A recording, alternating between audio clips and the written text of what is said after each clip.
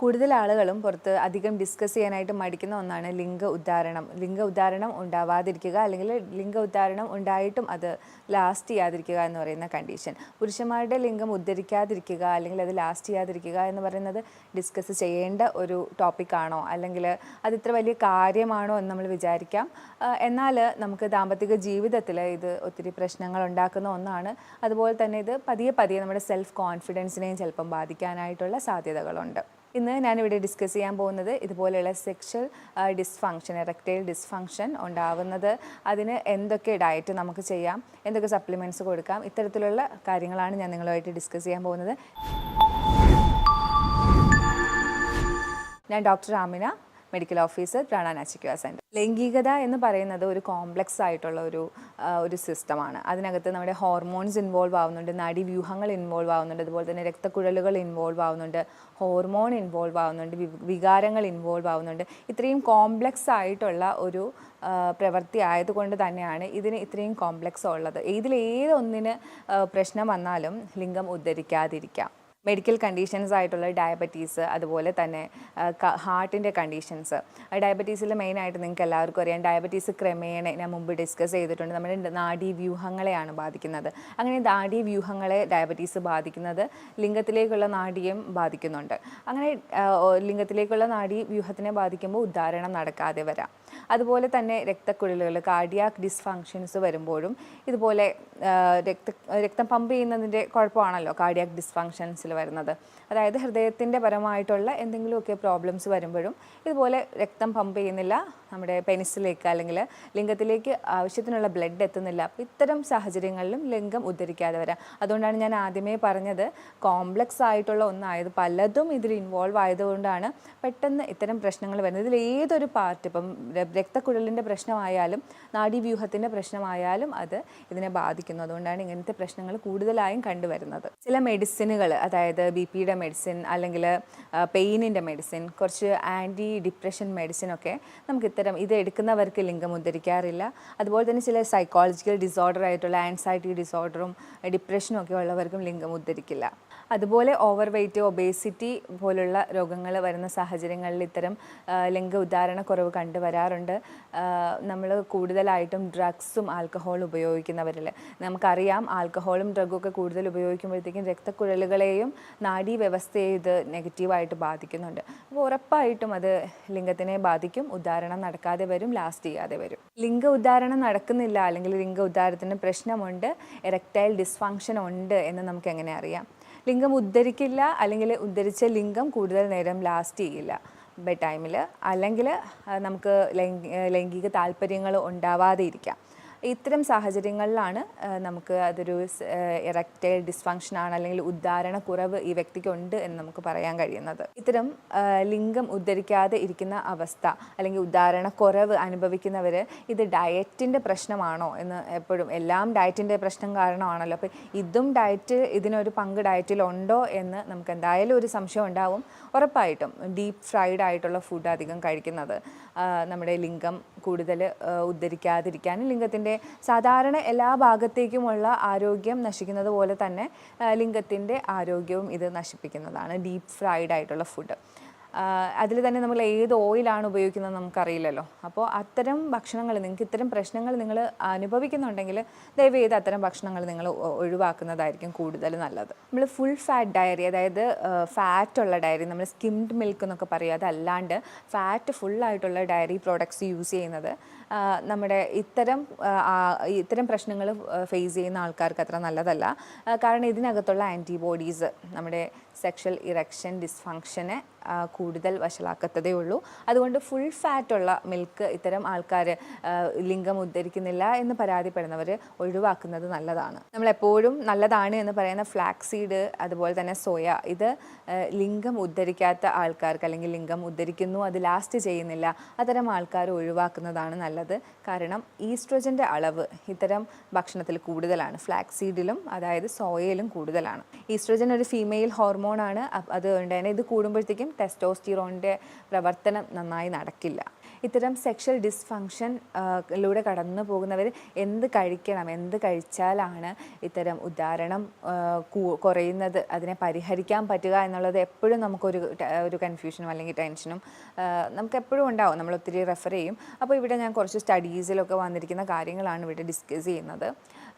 നമുക്ക് വാട്ടർമെലൺ വളരെ നല്ലതാണ്. വാട്ടർമെലണിൽ അടങ്ങിയിട്ടുള്ള സിട്രുലിൻ എന്ന് പറയുന്ന ഒരു കണ്ടന്റ് ഉണ്ട്, അമിനോ ആസിഡാണ്. അപ്പോൾ ഇത് വന്നിട്ട് നമ്മുടെ ലിംഗത്തിലേക്കുള്ള രക്തയോട്ടവും ലിംഗത്തിൻ്റെ പ്രവർത്തനങ്ങളും ഒക്കെ കൂടുതൽ നന്നായി നടത്താനായിട്ട് ഹെൽപ്പ് ചെയ്യുമ്പോൾ ഒരു ഗ്ലാസ് വാട്ടർമെലൺ ഒക്കെ കുടിക്കുന്നത് വളരെ നല്ലതാണ് ഉദാഹരണത്തിന് വേണ്ടി.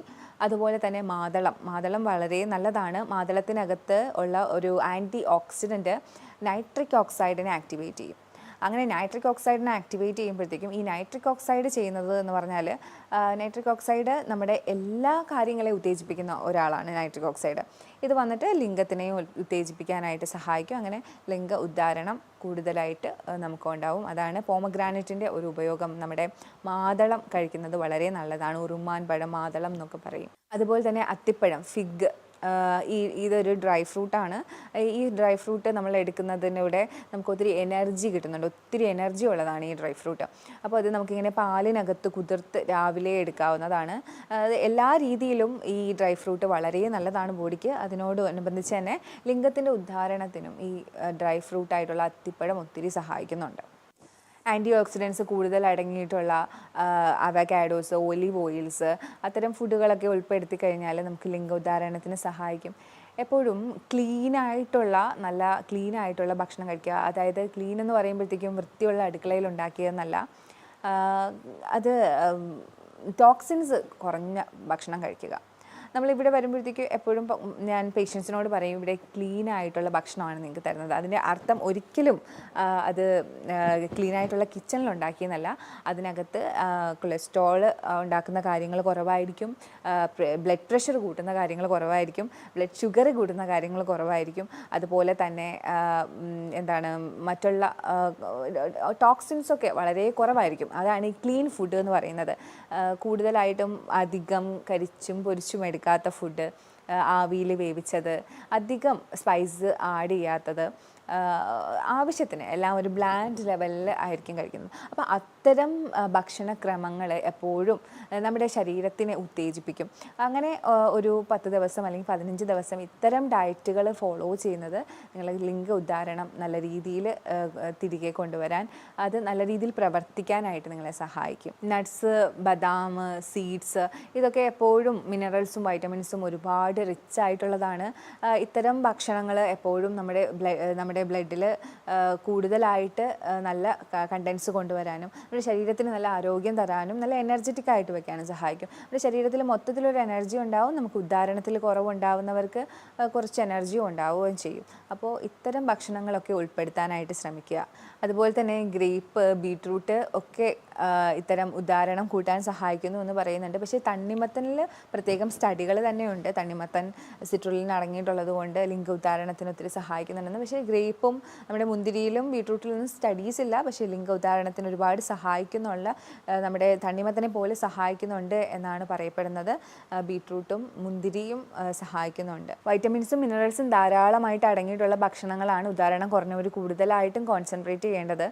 നമ്മൾ ആരും തന്നെ ഒരിക്കലും വൈറ്റമിൻസും മിനറൽസും ഒന്നും അല്ല കോൺസെൻട്രേറ്റ് ചെയ്യുന്നത്. എപ്പോഴും നമ്മുടെ നാവിൻ്റെ രുചിയാണ് നമ്മൾ കോൺസെൻട്രേറ്റ് ചെയ്യുന്നത്. ഒരുപാട് പ്രോട്ടീനും ഒരുപാട് കാർബോഹൈഡ്രേറ്റും ഫൈബറും ഒക്കെ കഴിക്കുന്നതിൻ്റെ കൂട്ടത്തിൽ നമുക്ക് വൈറ്റമിൻസും മിനറൽസും കൂടി വേണം. പ്രത്യേകിച്ച് ലിംഗത്തിന് ഉദ്ധാരണം കുറവുള്ള സാഹചര്യത്തിൽ കൂടുതൽ വൈറ്റമിൻസിലും മിനറൽസിലും കോൺസെൻട്രേറ്റ് ചെയ്യേണ്ടതുണ്ട്. അതുകൊണ്ടാണ് ഞാൻ പറയുന്നത് നട്ട്സ്, ഡ്രൈ ഫ്രൂട്ട്സ് ഒക്കെ ഉൾപ്പെടുത്തുന്നത്.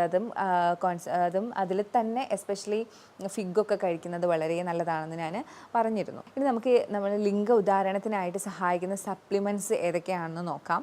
വൈറ്റമിൻ B3, നിയാസിൻ നമുക്ക് എങ്ങനെയാണ് ഹെൽപ്പ് ചെയ്യുന്നതെന്ന് ചോദിച്ചാൽ, ഇത് നമുക്ക് ബ്ലഡ് തിന്നറായിട്ടാണ് ഹെൽപ്പ് ചെയ്യുന്നത്. വൈറ്റമിൻ B3 അടങ്ങിയിട്ടുള്ള ഭക്ഷണങ്ങൾ നമ്മൾ കൂടുതൽ കഴിക്കുകയാണെങ്കിൽ ഇത്തരം ബ്ലഡ് തിന്നിങ് പ്രോപ്പർട്ടീസ് ഉണ്ടാവും.